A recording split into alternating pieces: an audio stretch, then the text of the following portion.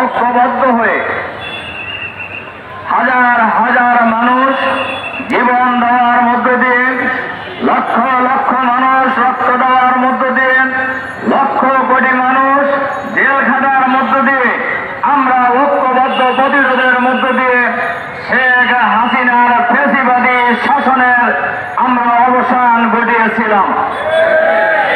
গত 5ই আগস্ট ফ্যাসিবাদের নায়িকা, ভারতের সেবাদার, ভারতের তাবেদার শেখ হাসিনা পদত্যাগ করে বাংলাদেশ থেকে পালিয়ে যেতে বাধ্য হয়েছেন। শেখ হাসিনা পালানোর পরে বাংলাদেশের মানুষ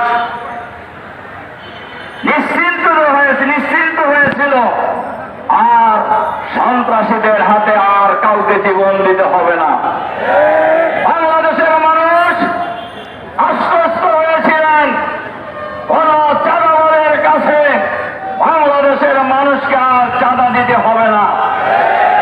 বাংলাদেশের মানুষ আশ্বস্ত হয়েছিল আর মা বোনদের ইজ্জত নিয়ে ছিনিমিনি খেলা হবে না। কিন্তু আমরা লক্ষ্য করেছি 5ই আগস্ট হাসিনা পালিয়ে যাওয়ার পর বাংলাদেশের একটি দল নিজেদেরকে দেশের মালিক বনে গিয়েছেন। তারা মনে করছেন আওয়ামী লীগ নাই, আমরাই তো এখন, এবং এটা মনে করেই তারা নিজের মনে করেই এই সকল কর্মকাণ্ড তারা এখন চালিয়ে যাচ্ছেন। দেখেন, আমরা দীর্ঘদিন একসাথে আন্দোলন করেছি। আমরা তো এইভাবে আগে কোন সময় নামিনি, বিশেষ করে 5ই আগস্টের পরে। আমরা কেন নামলাম আজকে? এই দেশের মানুষ, আপনারা ডক্টর মাসুদ বলতেছিলেন গত রাত ছিল হাসিনার বিরুদ্ধে ঢাকা বিশ্ববিদ্যালয়, ইডেন কলেজ সহ সারা বাংলাদেশে যে প্রতিরোধের আগুন জ্বলে উঠেছিল, সেম প্রতিরোধের আগুন জ্বলে উঠছে গত রাত্রে থেকে আর কি। এবং আপনারা লক্ষ্য করেছেন সারা বাংলাদেশে এই চাঁদাবাজের বিরুদ্ধে, হত্যাকাণ্ডের বিরুদ্ধে, দুর্নীতির বিরুদ্ধে বিক্ষোভ মিছিল হচ্ছে। কিন্তু এই মিছিল তো হওয়ার কথা ছিল না। হাসিনা তো পালিয়ে গেছে, তাহলে এই চাঁদাবাজি কারা করতেছে? আপনারা নির্বাচন চান দৈনিকই, চাঁদাবাজের বিরুদ্ধে কথা বলেন না কেন? আপনারা নির্বাচন চান, আপনারা এই হত্যাকাণ্ডের বিরুদ্ধে কেন কথা বলেন না? কেন আপনাদের খুনিদের পক্ষ নিয়ে কথা বলতে হয়? আপনারা কি এখনো দলীয় সন্ত্রাসীদের চিন্তা চেতনার বাইরে উঠতে পারেন নাই? সংগ্রামী ভাই এবং বন্ধুগণ, মিরপুর হাসপাতালের সামনে যে হত্যাকাণ্ড, এই হত্যাকাণ্ড গোটা জাতিকে অবাক করে দিয়েছে যে কিভাবে এই সোহাগ আমাদের এই ভাইটির অপরাধ কি ছিল। শুনছি উনি যুব দলেরই লোক ছিল এক সময়, সে যে দলেরই লোক, মানুষ তো সে তো বাংলাদেশের নাগরিক। তার অপরাধটা কি? অপরাধ হলো তার কাছে চাঁদা চাইছে, সে চাঁদা দিতে রাজি হয় নাই। আচ্ছা বলেন তো, এটা কি কোনো অপরাধ না একজন নাগরিকের অধিকার? নাগরিকের অধিকার, নাগরিকদেরকে ওই ব্যাপারে সজাগ হতে হবে। আমি নাগরিকদেরকে একটা কথা বলবো, দেখেন সোহাগকে যখন হত্যা করা হয় বহু লোক কিন্তু আশেপাশে ছিলেন। এই সন্ত্রাসী চাঁদাবাজরা কতজন ছিল? সবাই খালি পায়ের জুতো খুলে মারলেই তো মাটির সাথে মিশে যেত। জনগণ যদি ঐক্যবদ্ধ প্রতিরোধ করে তুলতে না পারে, আজকে সোহাগকে ধরছে, আগামীকাল আমাকে ধরবে, আগামীকাল আপনাকে ধরবে, আগামীকাল যাকে ইচ্ছে তাকে ধরবে। আমরা বাংলাদেশ জামাত ইসলামী বাংলাদেশকে আমরা এই সন্ত্রাসী চাঁদাবাজদের হাতে আমরা ছেড়ে দিতে পারি না। আর সন্ত্রাসী চাঁদাবাজীদের কাছে জিম্মি হবে না ইনশাআল্লাহ। এই চাঁদাবাজ এই ঢাকা মহানগরীতে কারা কারা চাঁদাবাজের গডফাদার বাংলাদেশের মানুষ জানে, ঢাকার লোকেরা সবাই জানে। তাদের এই চাঁদাবাজদের কোনো রাজনৈতিক পরিচয় নেই, খুনিদের কোনো দলীয় পরিচয় নেই।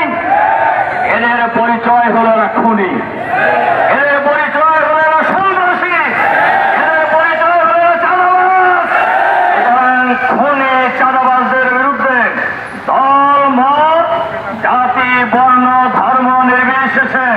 ঐক্যবদ্ধ প্রতিরোধ গড়ে তুলতে হবে। এর সাথে সাথে আমরা সরকারের কাছে আহ্বান জানাতে চাই, অন্তর্বর্তীকালীন সরকারের প্রধান নোবেল বিজয়ী ডক্টর মোহাম্মদ ইউনূস সাহেব এবং তার সরকারে যারা আছেন, আমরা তাদের কাছে আহ্বান জানাতে চাই, আপনারা কিন্তু ক্ষমতায় বসেন নাই। বাংলাদেশের 18 কোটি মানুষ আপনাদেরকে ক্ষমতায় বসিয়েছেন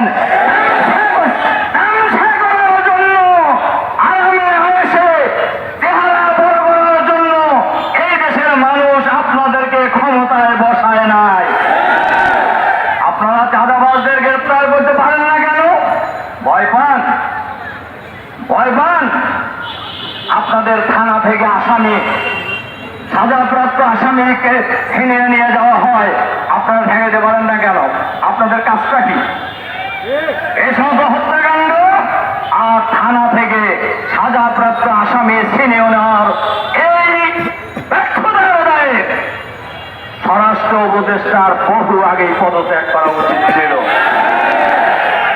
আপনারা ক্ষমতায় স্বাদ গ্রহণ করতেছেন, করেন, আমরা তো না করিনি, কিন্তু দায়িত্ব পালন করেন।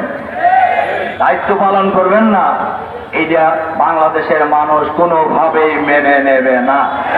এজন্য আমরা সরকারের কাছে আহ্বান জানাতে চাই, চাঁদাবাজ, সন্ত্রাসী, খুনি তারা কত বড় না ছোট, লম্বা না মোটা, এইটা দেখার সময় আপনাদের থাকা উচিত নয়।